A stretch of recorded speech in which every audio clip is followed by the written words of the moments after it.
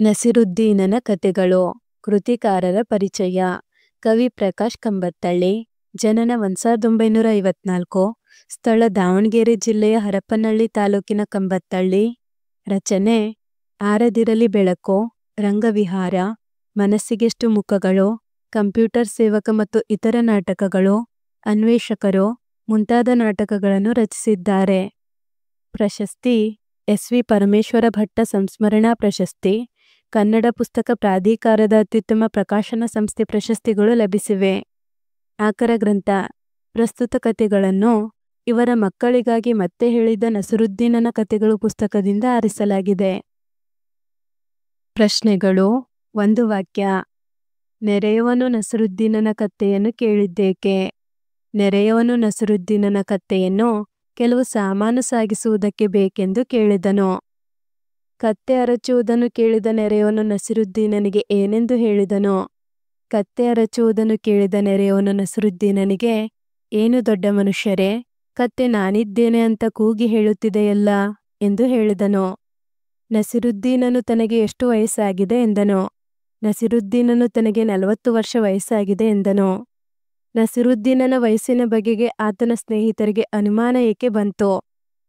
ನಸಿರುದ್ದೀನನ ಸುಕ್ಕುಗಟ್ಟಿದ ಮುಖ, ಬಿಳಿಯ ಕೂದಲು ನೋಡಿದರೆ 40 ವಯಸ್ಸಿನವಂತೆ ಕಾಣುತ್ತಿರಲಿಲ್ಲ. ಆದ್ದರಿಂದ ಅವನ ಸ್ನೇಹಿತರಿಗೆ ಅನುಮಾನ ಬಂತು. ನಸಿರುದ್ದೀನನು ಬೀರುವಿನಲ್ಲಿ ಬಚ್ಚಿಟ್ಟುಕೊಂಡದ್ದು ಏಕೆಂದು ಕಳ್ಳನಿಗೆ ಹೇಳಿದನು. ನಸಿರುದ್ದೀನನು, ನಿಮಗೆ ನಮ್ಮ ಮನೆಯಲ್ಲಿ ಕದ್ದೊಯ್ಯಲು ಏನೂ ಸಿಗಲಿಲ್ಲವಲ್ಲ, ಅದಕ್ಕೆ ನಾಚಿಕೆಯಾಗಿ ನಿಮಗೆ ಮುಖ ತೋರಿಸಲಾರದೆ ಇಲ್ಲಿ ಬಚ್ಚಿಟ್ಟುಕೊಂಡಿದ್ದೇನೆ ಎಂದು ಹೇಳಿದನು. ನಸಿರುದ್ದೀನನು ತನ್ನ ಕತ್ತೆಯನ್ನು ಏಕೆ ಮಾರಿದನು? ನಸಿರುದ್ದೀನನ ಕತ್ತೆ ಬರುಬರುತ್ತಾ ತೀರಾ ಸೋಮಾರಿಯಾಗತೊಡಗಿತು. ಏನೂ ಮಾಡಿದರೂ ಬದಲಾಗಲಿಲ್ಲ. ಬೇಸತ್ತ ನಸಿರುದ್ದೀನ ಕತ್ತೆಯನ್ನು ಮಾರಿದ. ನಸಿರುದ್ದೀನನು ತನ್ನ ಕತ್ತೆಯನ್ನು ತಾನೇ ಕೊಂಡದ್ದು ಏಕೆ? ಹಲವು ಗುಣಗಳುಳ್ಳ ತನ್ನ ಕತ್ತೆಯನ್ನು ಬೇರೆ ಯಾರಾದರೂ ಕೊಂಡುಕೊಂಡಾರು ಎಂದು ಭಾವಿಸಿ ತನ್ನ ಕತ್ತೆಯನ್ನು ತಾನೇ ಕೊಂಡುಕೊಂಡನು. 2-3 ವಾಕ್ಯ. ನಸಿರುದ್ದೀನನು ನೆರೆಯವನಿಗೆ ಕತ್ತೆ ಕೊಡಲು ನಿರಾಕರಿಸಿದ ಪ್ರಸಂಗವನ್ನು ವಿವರಿಸಿ. ನಸಿರುದ್ದೀನನ ಬಳಿ ಒಬ್ಬ ನೆರೆಯವ ಬಂದು ಹೀಗೆ ಕೇಳಿದ, ಕೆಲವು ಸಾಮಾನು ಸಾಗಿಸಬೇಕಾಗಿದೆ, ನಿನ್ನ ಕತ್ತೆ ಕೊಡುವೆಯಾ? ಅದಕ್ಕೆ ನಸಿರುದ್ದೀನನು, ಇಲ್ಲ ಮಿತ್ರ, ಈಗ ನನ್ನ ಬಳಿ ಯಾವ ಕತ್ತೆಯೂ ಇಲ್ಲ ಎಂದನು. ನೆರೆಯವನು ಪರಿಪರಿಯಾಗಿ ಕೇಳಿಕೊಂಡರೂ ನಸಿರುದ್ದೀನ್ ತನ್ನ ಬಳಿ ಕತ್ತೆ ಇಲ್ಲ ಎಂದೇ ವಾದಿಸಿದ. ಇನ್ನೇನು ಹೊರಡುವಾಗ ಮನೆಯಲ್ಲಿದ್ದ ಕತ್ತೆ ಜೋರಾಗಿ ಅರಚಿಕೊಂಡದ್ದನ್ನು ನೋಡಿ ನೆರೆಯವನು ವ್ಯಂಗ್ಯವಾಗಿ ಮಾತನಾಡಿದಾಗ ನಸಿರುದ್ದೀನನು, ಅಲ್ಲಯ್ಯ, ಇಷ್ಟು ದೊಡ್ಡ ಮನುಷ್ಯ, ನಾನು ಹೇಳುವ ಮಾತಿಗಿಂತ ಕತ್ತೆಯ ಮಾತಿನಲ್ಲಿ ನಂಬಿಕೆ ಹೆಚ್ಚು ಎಂದು ಕೇಳಿದ. ಕೊನೆಗೂ ಕತ್ತೆಯನ್ನು ಕೊಡಲಿಲ್ಲ. ನಸಿರುದ್ದೀನನು ತನ್ನ ವಯಸ್ಸಿನ ಬಗೆಗೆ ಏನೆಂದು ಸಮರ್ಥನೆ ನೀಡಿದನು. ಒಂದು ದಿನ ಗೆಳೆಯರ ಗುಂಪಿನಲ್ಲಿ ನಸಿರುದ್ದೀನ್ ಹರಟೆ ಹೊಡೆಯುತ್ತಿದ್ದ. ಮಾತಿನ ಮಧ್ಯೆ ಸ್ನೇಹಿತನೊಬ್ಬ, ನಸಿರುದ್ದೀನ್, ನಿನ್ನ ವಯಸ್ಸೆಷ್ಟು ಎಂದು ಕೇಳಿದ. ನಸಿರುದ್ದೀನ್ ಕೂಡಲೇ 40 ವರ್ಷ ಎಂದ.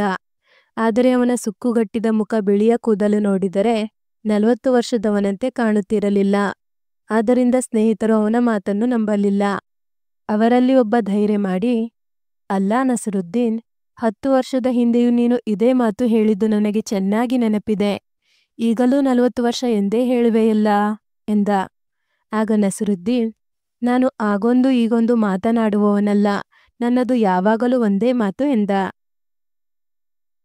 ಕಳ್ಳರು ನಸಿರುದ್ದೀನನ ಮನೆಗೆ ನುಗ್ಗಿದ ಪ್ರಸಂಗವನ್ನು ವಿವರಿಸಿ. ಒಂದು ರಾತ್ರಿ 4-5 ಮಂದಿ ಕಳ್ಳರು ನಸಿರುದ್ದೀನನ ಮನೆಗೆ ನುಗ್ಗಿದರು. ದೂರದಿಂದಲೇ ಇದನ್ನು ಗಮನಿಸಿದ ನಸಿರುದ್ದೀನ್ ಬೀರುವೊಂದರಲ್ಲಿ ನುಗ್ಗಿ ಬಾಗಿಲು ಹಾಕಿಕೊಂಡ. ಕಳ್ಳರು ಮನೆಯನ್ನೆಲ್ಲ ಜಾಲಾಡಿದರು. ಏನೂ ಸಿಗಲಿಲ್ಲ. ಆದರೂ ಕಳ್ಳರು ಬಿಡಲಿಲ್ಲ. ಏನಾದರೂ ಸಿಗಬಹುದೆಂದು ಪುನಃ ಮನೆಯನ್ನೆಲ್ಲ ಹುಡುಕಿದರು. ಒಬ್ಬ ಕಳ್ಳನಿಗೆ ಬೀರು ಕಣ್ಣಿಗೆ ಬಿತ್ತು. ಖುಷಿಯಾಗಿ ಬೀರು ತೆರೆದು ನೋಡಿದಾಗ ನಸಿರುದ್ದೀನನು ಕುಳಿತಿದ್ದ. ಇಲ್ಲಿ ಏಕೆ ಕುಳಿತಿರುವೆ ಎಂದು ಕಳ್ಳನು ಪ್ರಶ್ನಿಸಿದಾಗ ನಸಿರುದ್ದೀನನು, ನಿಮಗೆ ನಮ್ಮ ಮನೆಯಲ್ಲಿ ಕದ್ದೊಯ್ಯಲು ಏನೂ ಸಿಗಲಿಲ್ಲವಲ್ಲ, ಅದಕ್ಕೆ ನಾಚಿಕೆಯಾಗಿ ನಿಮಗೆ ಮುಖ ತೋರಿಸಲಾರದೆ ಇಲ್ಲಿ ಬಚ್ಚಿಟ್ಟುಕೊಂಡಿದ್ದೇನೆ ಎಂದ. ಕತ್ತೆಯನ್ನು ಕೊಂಡವನು ಕತ್ತೆಯನ್ನು ಏನೆಂದು ಗುಣಗಾನ ಮಾಡಿದನು. ಕತ್ತೆಯನ್ನು ಕೊಂಡವನು ಆ ಕತ್ತೆಯನ್ನು ಅದೇ ಸಂತೆಯಲ್ಲಿ ಮಾರಾಟ ಮಾಡಿಬಿಡಬೇಕೆಂದು ನಿರ್ಧರಿಸಿದ. ಹರಾಜು ಹಾಕತೊಡಗಿದ. ಕತ್ತೆಯ ಒಂದೊಂದೇ ಗುಣಗಳನ್ನು ವರ್ಣಿಸತೊಡಗಿದ. ನೆರೆದಿದ್ದವನೊಬ್ಬ 50 ನಾಣ್ಯಕ್ಕೆ ಕೂಗಿದ. ಅದು ಕೆಲಸ ಮಾಡುವ ರೀತಿ, ಅದರ ಸಾಮರ್ಥ್ಯ ಇತ್ಯಾದಿಗಳನ್ನು ಹೊಗಳತೊಡಗಿದ. ಮತ್ತೊಬ್ಬ 60 ನಾಣ್ಯಗಳಿಗೆ ಕೂಗಿದ. ಕತ್ತೆಯ ಪರಂಪರೆ, ಅದರ ವಂಶಾವಳಿ, ಮುಂದೆ ಇದು ಹಾಕುವ ಮರಿಗಳು ಇತ್ಯಾದಿ ಕತ್ತೆಯ ಗುಣಗಾನ ಮಾಡತೊಡಗಿದ. ನಸಿರುದ್ದೀನನು ತನ್ನ ಕತ್ತೆಯನ್ನು ತಾನೇ ಕೊಂಡುಕೊಂಡ ಪ್ರಸಂಗ ಯಾವುದೋ? ಕತ್ತೆಯನ್ನು ಮಾರುವವ ಕತ್ತೆಯ ಪರಂಪರೆ, ಅದರ ವಂಶಾವಳಿ, ಮುಂದೆ ಇದು ಹಾಕುವ ಮರಿಗಳು ಇತ್ಯಾದಿ ಕತ್ತೆಯ ಗುಣಗಾನ ಮಾಡತೊಡಗಿದ. ಇದನ್ನೆಲ್ಲ ನೋಡಿದ ನಸಿರುದ್ದೀನನಿಗೆ ತನ್ನ ಕತ್ತೆ ಇಷ್ಟೆಲ್ಲ ಗುಣಗಳನ್ನು ಹೊಂದಿದೆಯೇ ಎಂದು ಆಶ್ಚರ್ಯವಾಯಿತು. ಬೇರಿನ್ನಾದರೂ ಕೊಂಡುಕೊಂಡಾರೆಂಬ ಆತಂಕದಿಂದ ತಾನೇ 70 ನಾಣ್ಯಗಳಿಗೆ ಹರಾಜು ಕೂಗಿ ಅದೇ ಕತ್ತೆಯನ್ನು ಹೊಡೆದುಕೊಂಡು ಮನೆಗೆ ಬಂದ. ಯಾರು ಯಾರಿಗೆ ಹೇಳಿದರೋ? ಇಲ್ಲ ಮಿತ್ರ, ಈಗ ನನ್ನ ಬಳಿ ಯಾವ ಕತ್ತೆಯೂ ಇಲ್ಲ. ಈ ಮಾತನ್ನು ನಸಿರುದ್ದೀನ್ ತನ್ನ ನೆರೆಯವನಿಗೆ ಹೇಳಿದನು. ನಾನು ಆಗೊಂದು ಈಗೊಂದು ಮಾತನಾಡುವವನಲ್ಲ. ಈ ಮಾತನ್ನು ನಸಿರುದ್ದೀನ್ ತನ್ನ ಗೆಳೆಯರಿಗೆ ಹೇಳಿದನು. ಅರೇ, ಇಲ್ಲೇನು ಮಾಡುತ್ತಿದ್ದೀಯಾ? ಈ ಮಾತನ್ನು ಕಳ್ಳ ನಸಿರುದ್ದೀನನಿಗೆ ಕೇಳಿದನು. ಭಾಷಾಭ್ಯಾಸ ವಿರುದ್ಧಾರ್ಥಕ ಪದ.